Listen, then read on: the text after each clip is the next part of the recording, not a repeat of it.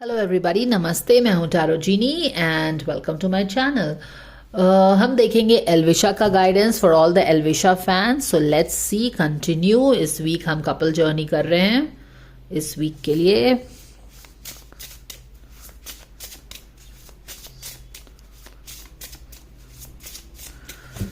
Thank you dear angels for the guidance and blessings coming for Elvish and Manisha. What is really happening in their relationship, for all the fans who love them, what is that they can know. चलो, rainbow है, उल्टा है पर ठीक है. Back of the deck में देख check कर लेती हूँ. Bullseye, focus. चलिए यहाँ पे रख देंगे इसको हम और देखते हैं कि हमें गाइडेंस क्या मिला है. होप, ऑल राइट, होप है. होप रेनबो है, रेफ्रिजरेटर है, यहाँ पे कुछ किसी तरह की पेंटिंग है एंड रेनबो एंड होप है. यहाँ पे ब्लॉक्ड है but nevertheless there is hope. तो चलिए देखते हैं.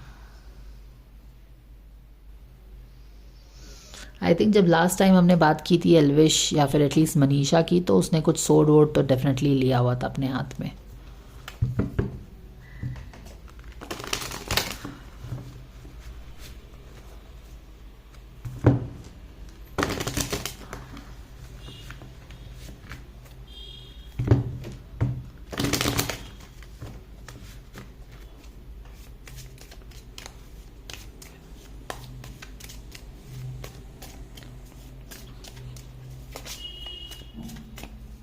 Thank you dear angels for the guidance and blessings coming for Elvish and Manisha for their relationship. What the fans can know. Boom boom boom. लड़ाई झगड़े. All right.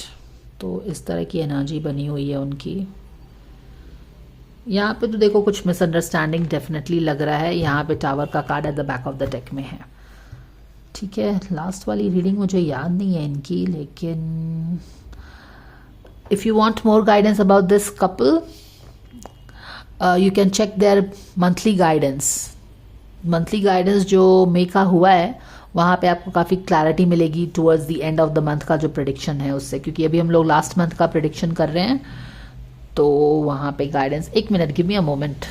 Alright guys, so I just had a look at their May का guidance and मे के guidance में जो बोला जा रहा है वो ये बोला जा रहा है कि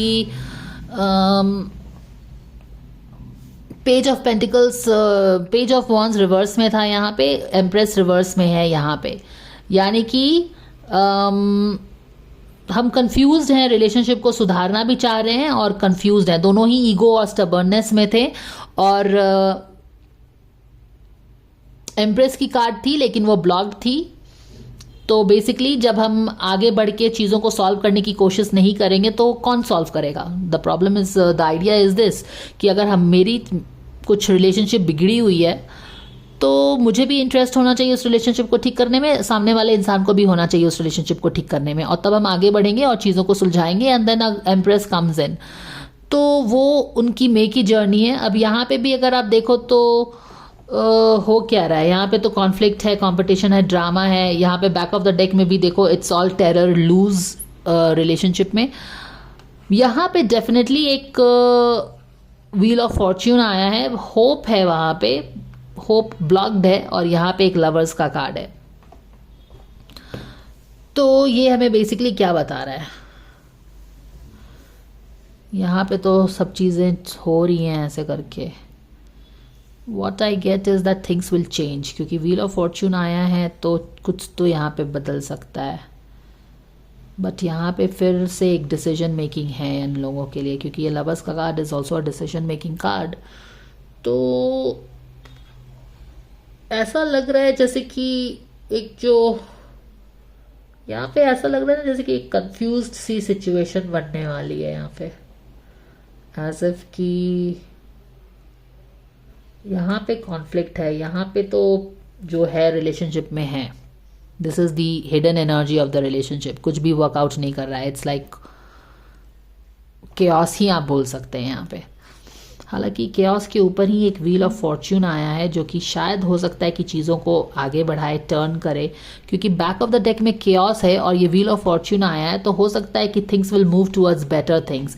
जैसे कि पहले जहाँ पे रिलेशनशिप में टोटल केओस था, टोटल टेरर था, टोटल ब्रेकडाउन था, बातचीत कुछ भी नहीं हो रही थी, वहाँ पे डेफिनेटली लग रहा है कि व्हील्स मूव करेंगे, यानी कि बात कुछ आगे बढ़ेगी, थिंग्स विल मूव, कुछ तो प्रोग्रेस होगा, बातचीत होगी, जो भी होगा। बट यहाँ पे फिर से एक डेडलॉक है जहाँ पे उनको एक सिवियर डिसीजन मेकिंग करना पड़ेगा, ठीक है। तो अगर होप यूनिवर्स लेके आया है, देखो यहाँ पे यूनिवर्स, ये जो होप है, ये यूनिवर्स आपको शो कर रहा है एज अ रेनबो, बट ये ब्लॉक्ड है। यूनिवर्स कुछ तरह से मूवमेंट करा रहा है रिलेशनशिप में, एक व्हील ऑफ फॉर्च्यून का एक एक्सटर्नल पुश मिलेगा रिलेशनशिप में। हो सकता है कि चलो कहीं पे गए और ये यूनिवर्स ने, कुदरत ने इनको एक दूसरे से मिला दिया, तो एक अपॉर्चुनिटी यूनिवर्स ने इनको अवेलेबल कराई कि चलो गलती से ही मिला दिया, आपने एफर्ट नहीं डाला एक दूसरे से मिलने का, तो यूनिवर्स ने ही मिला दिया, व्हील ऑफ फॉर्च्यून ने मिला दिया, व्हील ऑफ व्हील्स ने, थोड़े से यूनिवर्सल फोर्सेस ने आपको, आपकी सिचुएशन जो स्टक थी, टेरर में थी, केओस में थी, डेडलॉक में थी, यूनिवर्स ने कुछ करके आपको इस तरह से एक दूसरे से मिला दिया। किसी इवेंट में गए, कुछ भी चीज़ ऐसा हो गया, लेकिन वहाँ पे भी अब अगर आप एक मुंह फुला के बैठे हुए हो, अपने ईगो में रह रहे हो, तो आपको जो यूनिवर्स ने एक अपॉर्चुनिटी दी थी उसका आपने यूज़ नहीं किया। तो यहाँ पे एक डिसीजन मेकिंग करना पड़ेगा कि सच में बातचीत करना चाहते हो कि नहीं करना चाहते हो। वही उसी तरह की एनर्जी है यहाँ पे। पहले ये लोग, अगर मे का गाइडेंस देखोगे तो यहाँ पे आपको पता चलेगा कि यहाँ पे ये लोग आगे ही नहीं बढ़ रहे थे, इनको दोनों ही अड़े हुए हैं, एक स्टबर्नेस में है, एक ईगो में है। तो स्टबर्नेस और ईगो की दोस्ती नहीं होती है, दोनों अपने अपने जगह पे ही रहते हैं।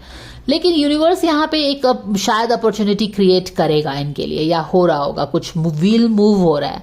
But again the same thing, अगर यूनिवर्स हर चीज करके क्या करेगा, अल्टीमेटली तो आपको ही जाके बात करनी है ना। यूनिवर्स तो will not move your lips and make you talk to anybody. तो यहाँ पे है डेडलॉक, तो इस चीज का गाइडेंस है। चलिए हम आगे बढ़ के बंदी और उनके लिए गाइडेंस ले लेते हैं। Guidance coming for Manisha for the guy Elvish. Surrender stress है।